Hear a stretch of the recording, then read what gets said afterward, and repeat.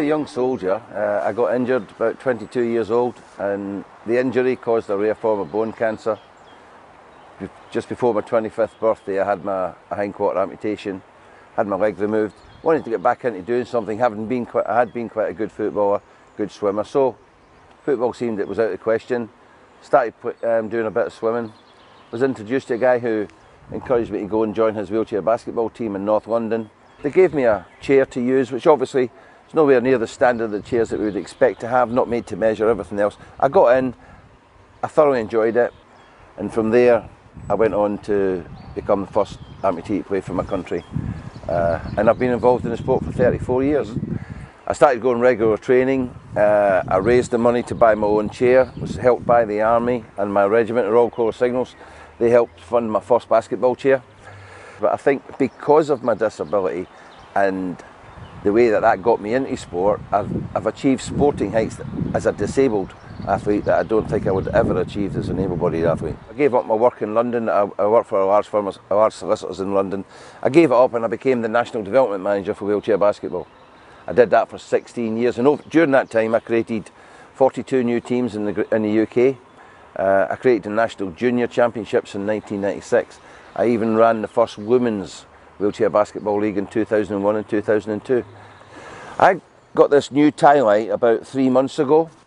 I needed a new chair. I had the last one for 10 years, and the tie light seemed the best on the market. Very light chair, very worthwhile having it.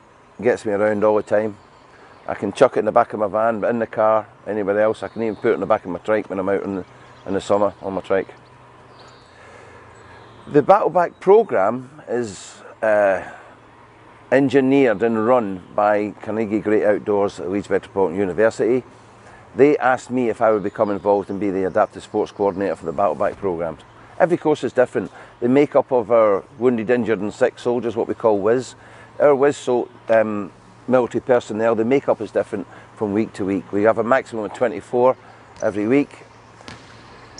We have all sorts of different types of disabilities, from physical disabilities to limb loss, to spinal cord injury, to mental health issues, to PTSD. The programme has been set up in such a way that by introducing people briefly on a Monday to a meeting where they get together, wheelchair basketball as a good icebreaker and a good way for people to get to know each other.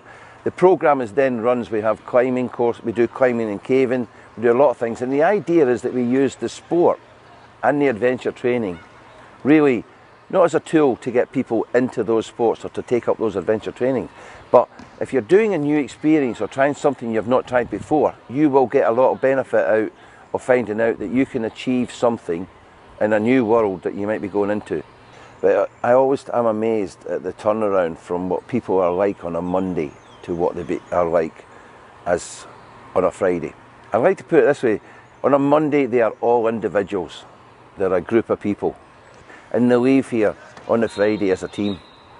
And as a team they've made new friends, they've made new contacts, they will exchange email addresses, mobile telephone numbers, and they've made their world a bigger place by bringing more people into it.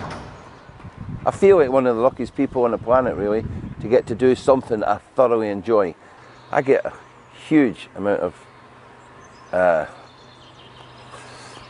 joy out of doing what I do. It's very rewarding work.